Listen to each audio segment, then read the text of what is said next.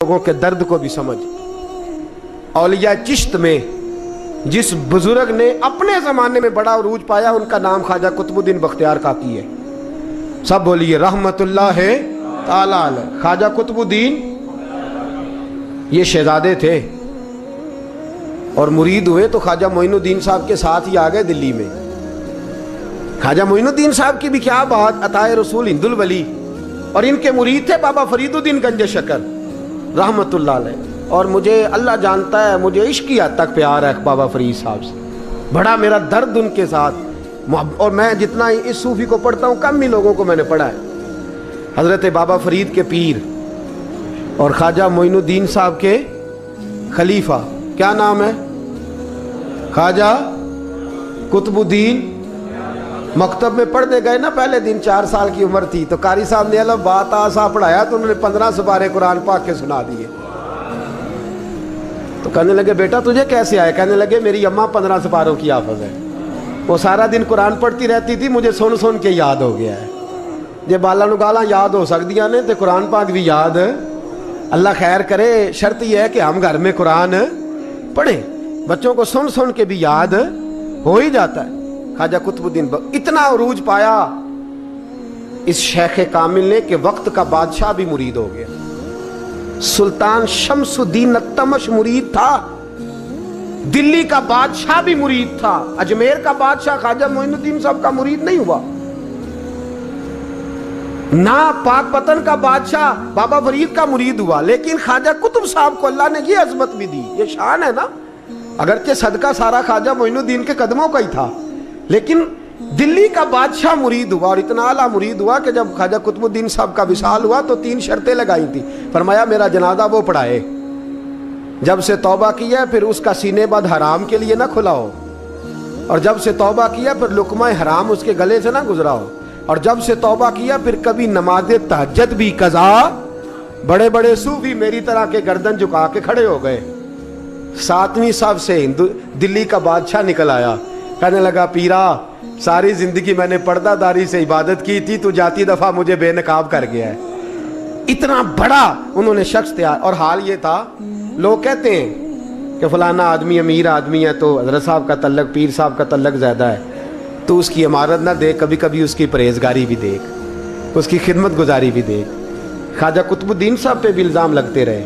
ایک الزام یہ بھی لگا کہ قریب چلے گئے۔ ہوا کیا، جب بادشاہ مرید ہوا تو کہنے لگا حضرت جی میں نے بادشاہی نہیں کرنی، میں نے اب خانقاہ میں رہنا ہے۔ تو فرمایا بیٹا تو چھوڑ دے گا تو کوئی ظالم بیٹھ جائے گا، تو حضور پھر کیا حکم ہے؟ فرمانے لگے تو نے کرنی ہے۔ تو کہا حضور آپ وہ کہاں ہوتے ہیں، میں کہاں ہوتا ہوں، دل ہی نہیں لگتا۔ تو آپ فرمانے لگے میں ڈیرا اٹھا کے تیرے قریب لے آتا ہوں۔ خواجہ صاحب 1 کلومیٹر کے فاصلے پر ڈیرا اٹھا کے لے آئے۔ فرمانے لگے میں تیری تربیت کرتا رہوں گا، تو مخلوق کا بھلا کرتے رہنا۔ صلی اللہ علیہ، تو حضور کی امت کا اللہ اکبر، وہ قریب۔ اس وقت بھی لوگوں نے بڑی باتیں کی کہ دیکھو جی بادشاہ تھا نا تو پیر صاحب ہی نیڑے آ گئے، لوگ دیکھتے نہیں کہ اصل بات کیا ہے۔ خیر وقت گزر گیا، بادشاہی مرید ہو گیا، تو پھر دلی سارے میں اسلام، اتنا عدل انصاف، ہندوؤں کو بات پسند نہ آئی، انہوں نے کچھ مسلمان خرید لیے۔ سلطان شمس الدین التمش بیٹھا ہے دربار میں، جاگ رہے ہیں نا آپ لوگ، سب کہیے صلی اللہ علیہ۔ بڑی غور سے سننے والی بات۔ ایک دن سلطان شمس الدین تمش دربار میں بیٹھا ہے، قاضی عدالت بھی بیٹھے ہیں، مقدمات سنے جا رہے ہیں، باہر سے رونے کی آواز آنے لگی، چیخنے چلانے کی، بی بی بیان کر رہی، کیا ہو گیا کیا ہو گیا؟ وہ ٹال لگے ہوتے تھے بادشاہوں کے، وہ بجنے لگے، زور ہونے لگا۔ بادشاہ نے کہا اس فریادی کو جلدی بلاؤ۔ وہ اندر عورت آئی تو چیخ چیخ کے رو رو کے اس نے اپنے کپڑے پھاڑ پھاڑ کے، برا حال، 2 مہینے کا بچہ، لوگ اس کی آہو زاری پر اس کی طرف متوجہ، بی بی کیا ہوا، پانی پلاؤ بٹھاؤ، یہ کیا ہو گیا؟ کہنے لگی لٹ گئی، عزت برباد ہو گئی، تباہ کر دی گئی۔ میں کیا ہوا؟ کہنے لگی بادشاہ ایک شخص میرا غیر شرعی خامند بنا، پھر مجھے حمل ہوا، پھر میری گود میں یہ بچہ ہے 2 مہینے کا، اب گئی ہوں تو وہ کہتا ہے کہ میرا تو تیرے سے تعلق ہی کوئی نہیں۔ بادشاہ کہنے لگے یہ سلطان شمس الدین تمش کی جگہ ہے، اور मैंने रसूलुल्लाह सल्लल्लाहु अलैहि वसल्लम के दीन के मुताबिक हुकूमत उस्तवार की है, कौन है जो तेरे साथ, अभी गर्दन ना काट दूंगा, बात कर कौन है। कहने लगी तू कुछ भी नहीं करेगा, कोई कुछ नहीं कर सकता। लोग कलमे छोड़ के बैठ गए, तवज्जो उधर हो गई। प्रोपेगेंडे बड़ा असर करते हैं मुआशरे पे, रंग ऐसा अजीब है, अंदाज ऐसा अजीब है। फरमाया बात तो कर। उस औरत की आवाज गूंजी तो हालात ही खराब हो गए। कहने लगी बादशाह हौसला पैदा कर सुनने का। कहा तू बात कर। कहने लगी मेरे गोद में जो बच्चा है ये कुतुबुद्दीन बख्तियार काकी का है, ये तेरे पीर की नाजायज औलाद है। उठाओ, प्रोफेसर सलीम चिश्ती ने PhD की है, वो लिख रहे हैं इस वाक़े को। तेरे पीर का नाजायज बच्चा है। हाथ कांपने लगे बादशाह के। कहने लगे या अल्लाह, कभी तो क़यामत बर्पा कर दे तो मामला ठीक हो जाए, मैं तेरी जुबान खींच दूंगा तेरी गर्दन। तूने बात कैसे की? कहने लगी मैंने कहा था ना तेरे अंदर हौसला नहीं, मेरी इज्जत तार तार हो गई और तू पीर बचा रहा है।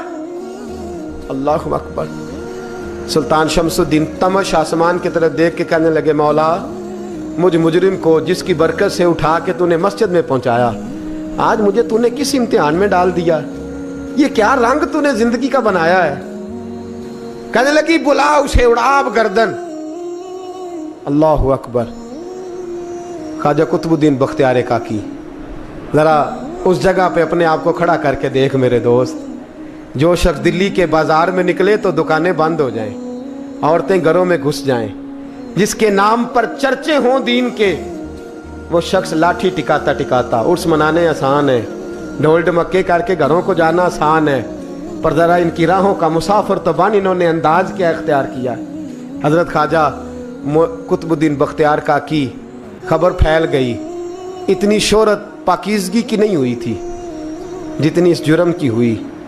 लाठी टिकाते टिकाते जब पहुँचे ना बादशाह के दरबार में, बादशाह उठने लगा, काजी उठने लगा, लोग उठने लगे, तो कुतुबुद्दीन बख्तियार काकी की आंखों में आंसू आए।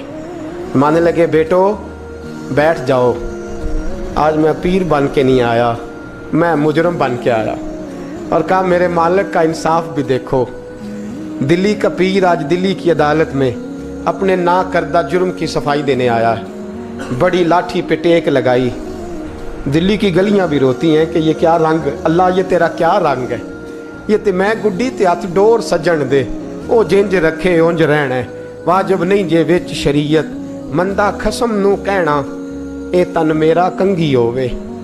मैं जुल्फ सज्जन दी वावां, पोश मेरे दी जुत्ती बन जाए, मैं यार दी कदमी आवां। मारो मारो मैनू मार मुकाओ, कोई यूजर ना पेश ले आवां, जे सोहना ही मेरे दुख विच राजी, जे सोहना ही मेरे दुख विच राजी, ते मैं सुख नू चुल्हे डावां। पर यार फरीदा जे कदी बिल पे सोना, यार फरीदा जे कदी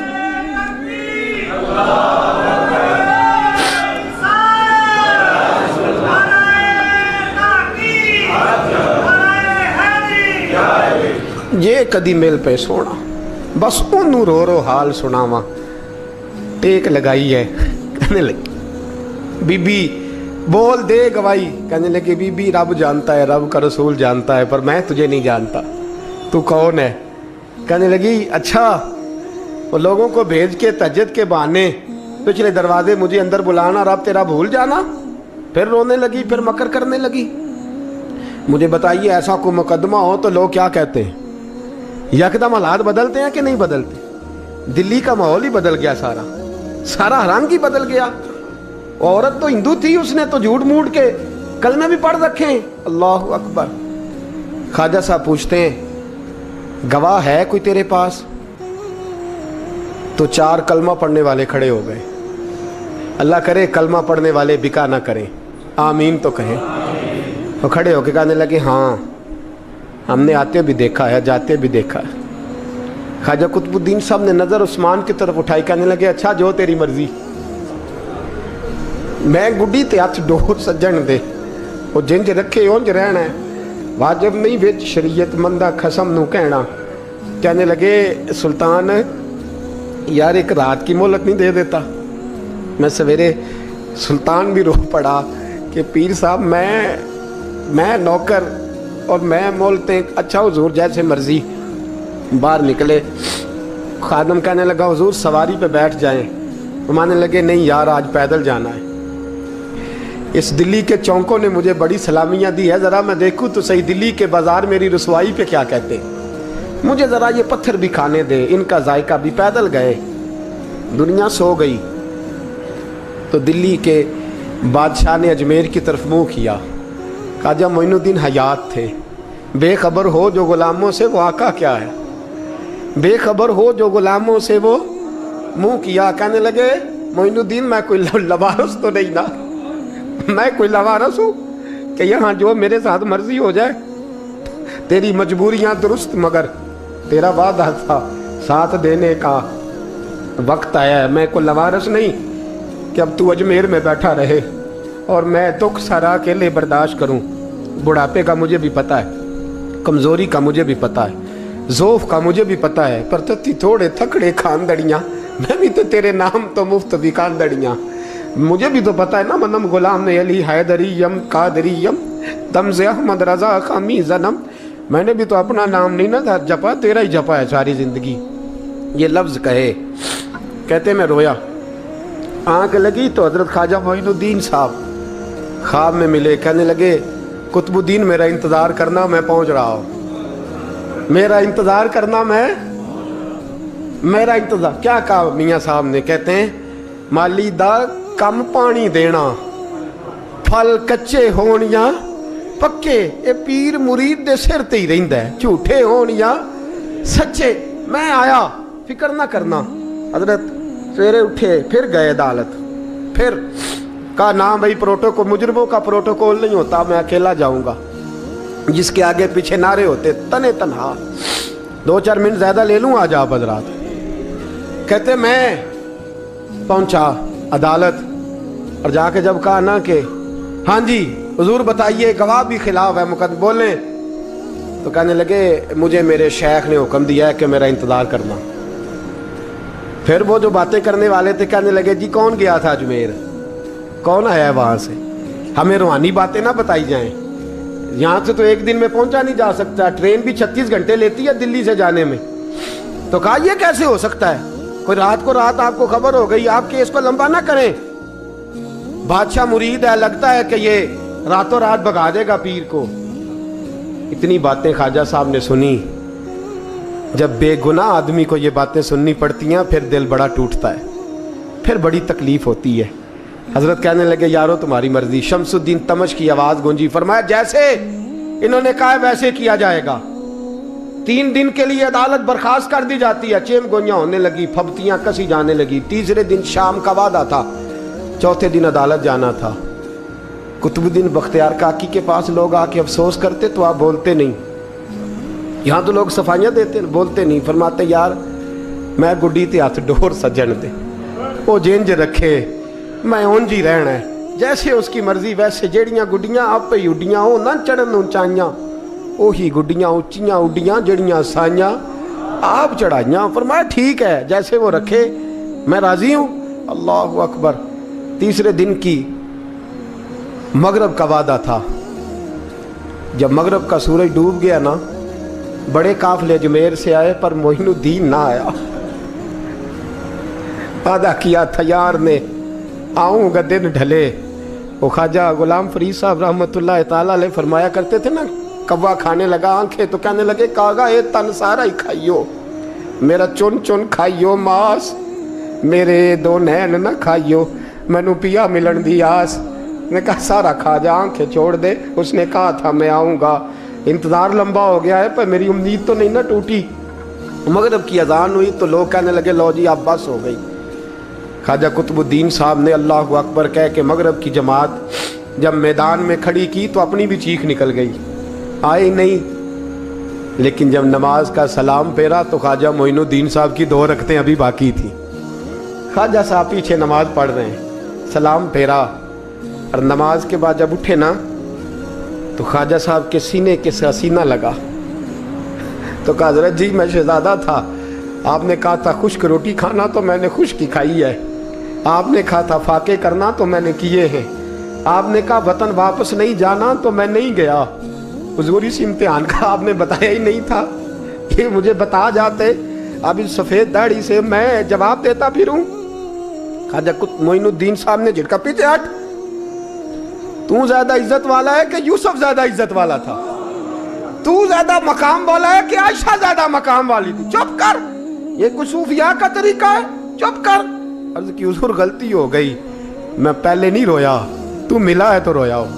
میں پہلے نہیں تڑپا, میں نے شکوا نہیں, تو ملا ہے. اپنا ہی کو ملے تو دکھ یاد آتے ہیں.